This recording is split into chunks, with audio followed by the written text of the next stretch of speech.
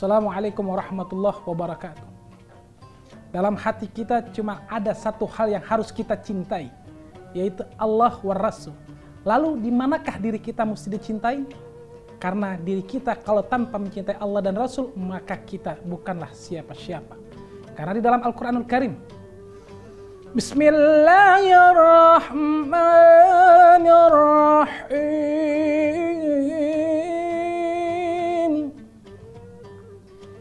Inna Allah wa malaikatahu yusalluna ala nabi. Ya ayyuhallazina amanu sallu alaihi wa sallimu taslima. Di Al-Quran udah jelas Allah dan para malaikatnya berselawat kepada Nabi Muhammad Sallallahu Alaihi Wasallam. Masa kita nggak mau selawat? Lebih mulia mana kita? Malaikat berselawat, kita nggak berselawat. Malu. Quran yang bicara innallaha wa malaikatahu yusalluna 'alan nabi ya ayyuhalladzina amanu sallu 'alaihi wa sallimu taslima. Ketika ada Allah wa Rasul, maka jangan lupa di dunia ini Allah Subhanahu wa taala mengutus lagi para wali Allah. Yang kita kenal Tuan Aulia Syekh Abdul Qadir Az-Zailani. Yang kita kenal lagi kalau ada di Jawa itu ada Ki Hasan Sepuh Genggong. Kalau di Jakarta ada kita punya guru Habib Ali bin Abdurrahman Segaf. Walhasil kita juga mesti cinta sama para walinya Allah. Ketika kita cinta sama para walinya Allah, maka para wali kenal sama kita. Kita ini orang Nusantara, orang yang Islamnya dibesarkan sama para wali Allah. Orang yang menyebarkan agama Islam dengan kasih sayang, dengan budaya, bukan dengan kekerasan. Maka cintailah Tuan Syekh Abdul Qadir Az-Zailani yang populer ketika di manakibnya, Ibadallah rijalallah agisuna li azlillah wa kunu awnana fillah asyana bi fadlillah wa yaqtab wa ya anjab wa ya sadat wa ya ahbab wa antum ya ulil albab ta'ala wansuru lillah. Sa'alnakum walizulfa rajawnakum wa fi amrin qasadnakum fasudu azmakum lillah. Faya Rabbi bisadati tahaqqaq li isharati asatati bisarati wa yasfu waqtuna lillah. بكسب الحزب عن عيني ورفع البين من بيني والتمس الكيف والأين بنور الوضح يا الله. صلاة الله مولانا على من بالهدى جانا ومن بالحق أولانا شفيع الخلق عند الله. La ilaha illallah, la ilaha illallah, la ilaha illallah, Muhammadur Rasulullah. La ilaha illallah, la ilaha illallah, la ilaha illallah, Syekh Abdul Qadir wali Allah. Cinta kita sama Tuan Syekh Abdul Qadir Az-Zailani, kita mesti cinta sama wali Allah. Kenapa kita mesti cinta sama wali Allah? Karena para wali Allah menolong kita. Wa ya aqtab wa ya anjab wa ya saddat wa ya ahbab wa antum ya ulil albab ta'ala wansuru lillah. Yang saya bilang tadi, Allah yang rapin urusan kita, Nabi Muhammad yang memberikan syafaat kita. Tapi jangan lupa ada para wali-wali Allah yang ada di dunia ini. Ada wali kutub, ada wali anjab, ada al-ghaus. Kalau terkenal Al-Ghaus di Indonesia itu Habib Abu Bakar Gresik, itu dengan pangkat Al-Ghaus. Walhasil, sambungkan diri kita, fatihahkan diri kita kepada Tuan Syekh Abdul Qadir Az-Zailani sehingga kita diaku menjadi muridnya Syekh Abdul Qadir Az-Zailani secara rohaniah. Jasad kita memang tidak bertemu, Tapi insya Allah rohaninya kita insya Allah bisa bertemu. Kenapa? Karena ada satu kisah Tuan Syekh Abdul Qadir Al-Jailani. Ketika beliau berjalan bersama para murid-muridnya, ada mayit lagi ditandu. Tuan Syekh Abdul Qadir tanya, siapa itu yang meninggal? Si fulan ya Tuan Guru. Walhasil Tuan Ilyas Abdul Qadir, saya akan memberikan syafaatnya. Apakah dia pernah datang ke majelis saya? Tidak pernah, Guru. Apakah dia pernah lihat wajah saya? Tidak pernah ya Tuan Syekh Abdul Qadir. Apakah dia pernah ketika saya jalan kena debu saya?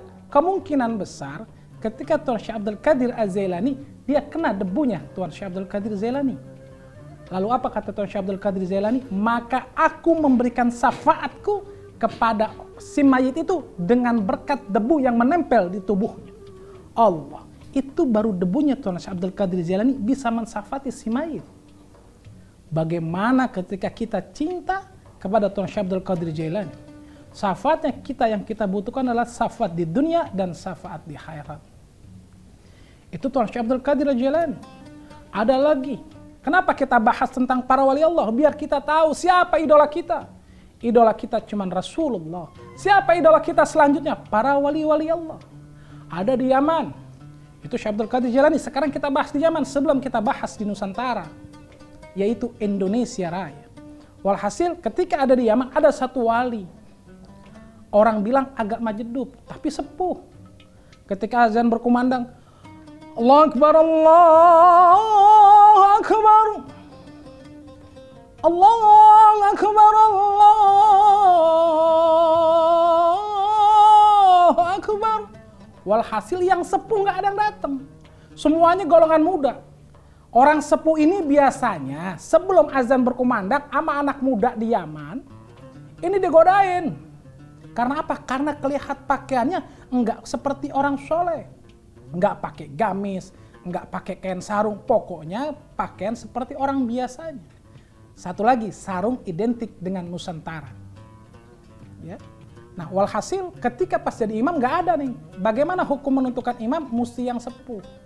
Akhirnya anak muda ini bilang, Pak Tua, ayo deh sholat jadi imam. Enggak, saya makmum aja. Enggak, di luar kita memang godain Pak Tua, suka ngeledekin sama Pak Tua. Sekarang karena waktunya sholat, Pak Tua tahu, Pak Tua lebih tua daripada kita, maka Pak Tua jadilah imam.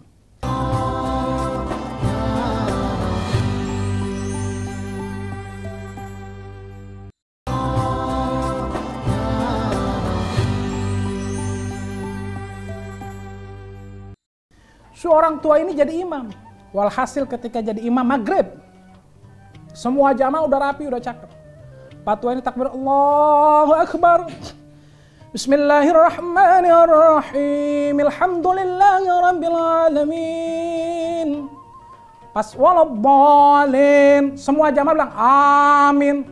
Tapi tuh imam kagak ada Pak tuanya. Jamaah yang namanya kita sholat di depan pasti ngelirik dikit. Ini imam mana? Kok kagak ada? Lagi Bismillahirrahmanirrahim. Itu patua ada lagi di imam. Allahu Akbar. Itu patuanya dilirik lagi, enggak ada lagi. Sami Allah liman hamidah, itu patua ada. Sampai Assalamualaikum warahmatullah, itu ada. Lagi yang ke kiri, Assalamualaikum warahmatullah, ada. Langsung ditangkap sama itu jamaah. Blek.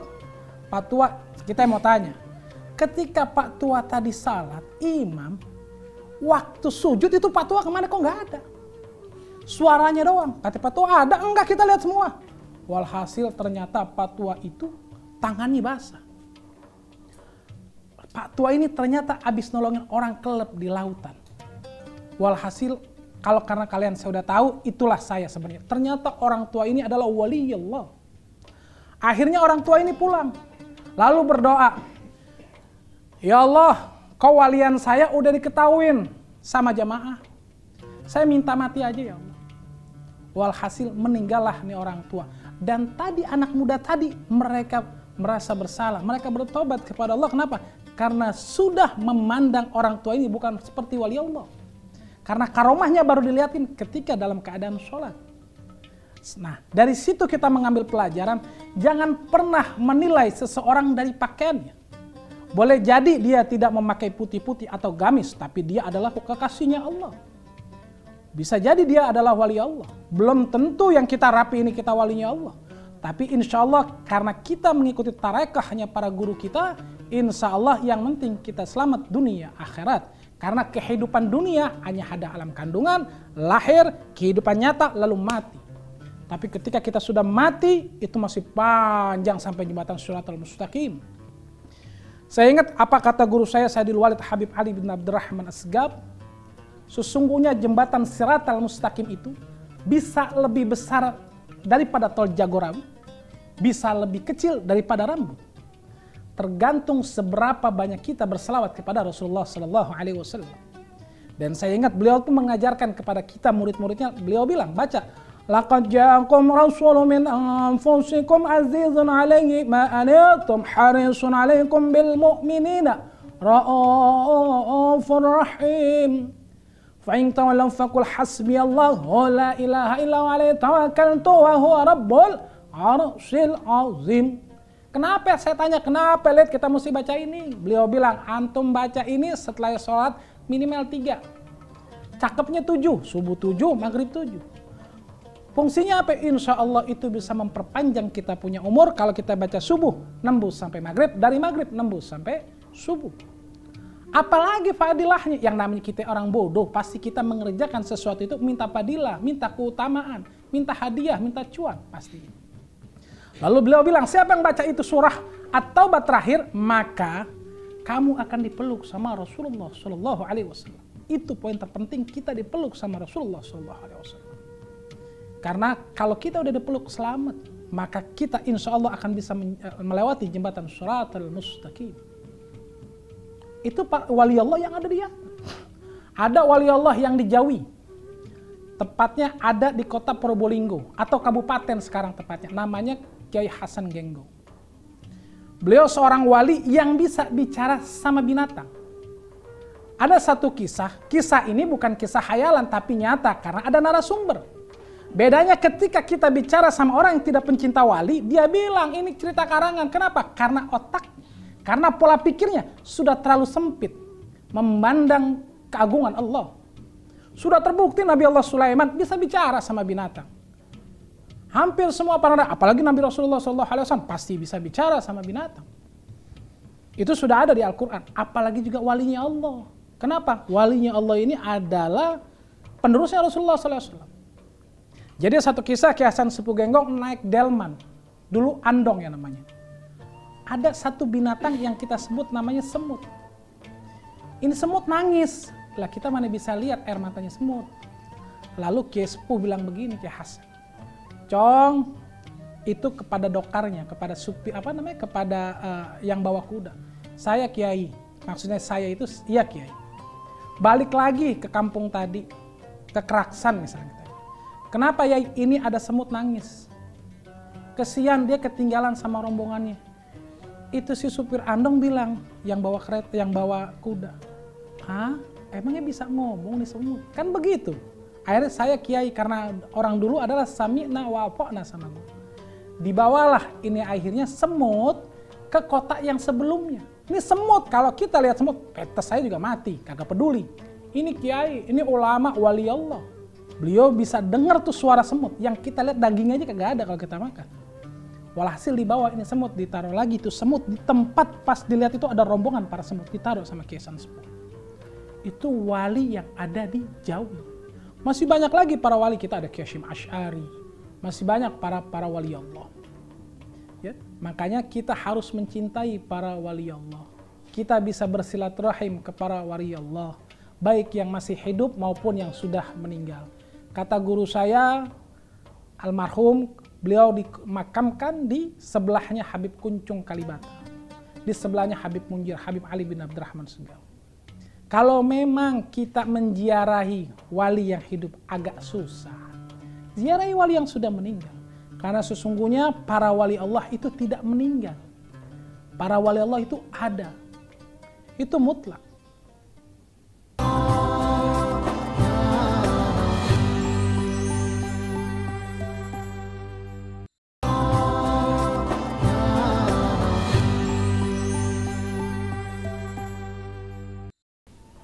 Saya ingat ketika setiap hari Senin atau Kamis saya berkunjung ke guru saya Habib Ali bin Abdurrahman Segaf, maka beliau bilang, Rid, buka. Saya tanya, Lid, kenapa saya suruh buka? Buka. Makanya saya langsung makan. Saya makan, setiap suap yang saya makan, saya tahu itu mengandung rizki yang berkah, rizki yang banyak, karena itu adalah keridhaan guru. Pertama, ridatul walidain waridatullah.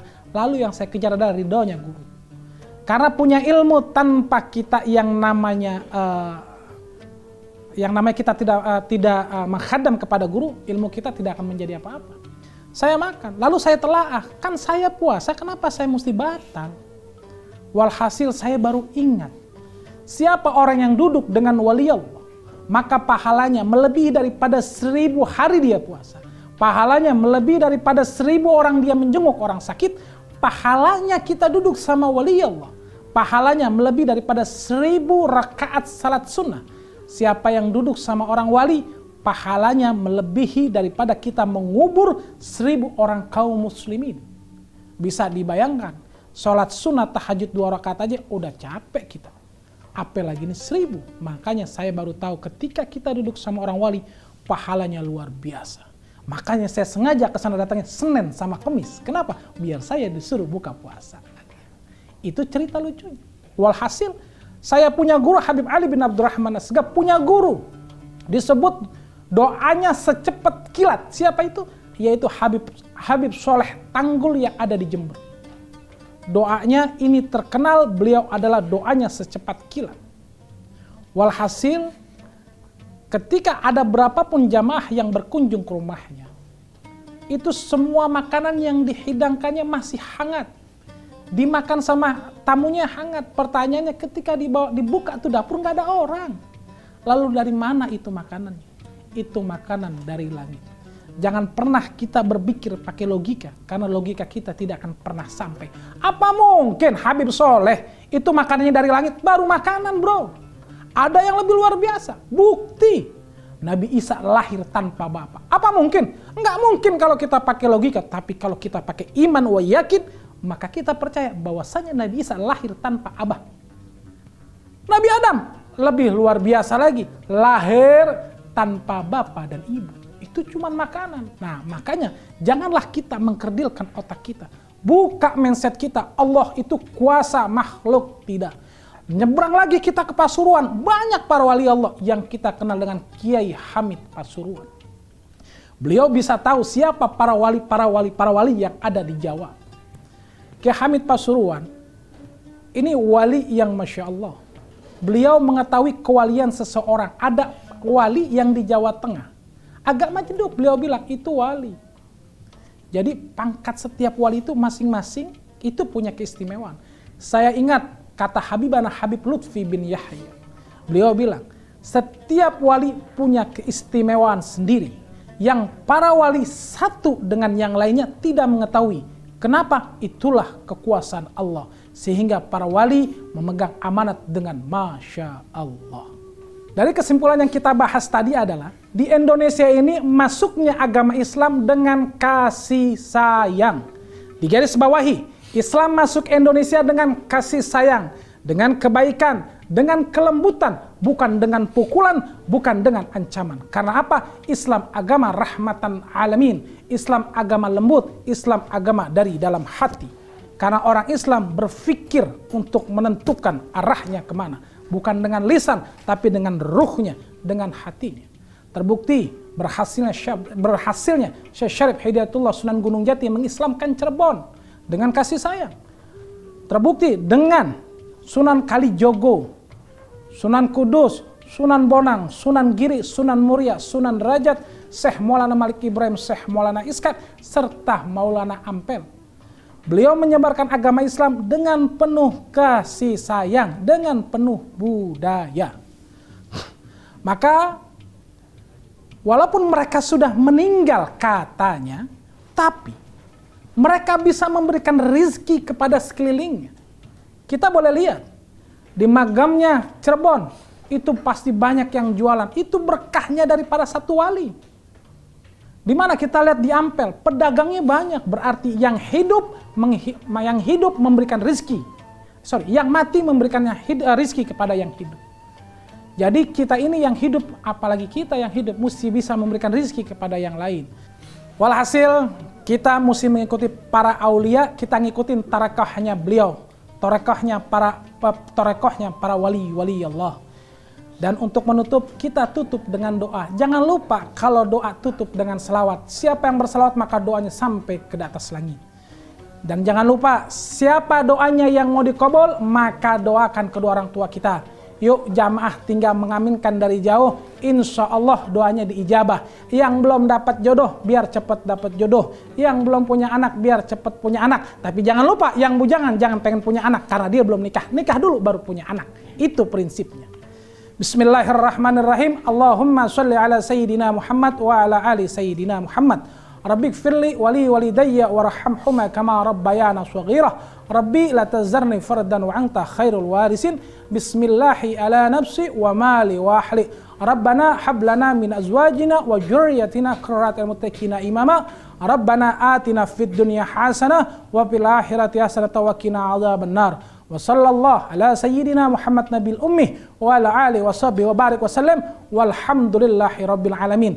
Jangan lupa tutup dengan Ya Rasulullah salamun alaik ya rafil asyani wad daraji.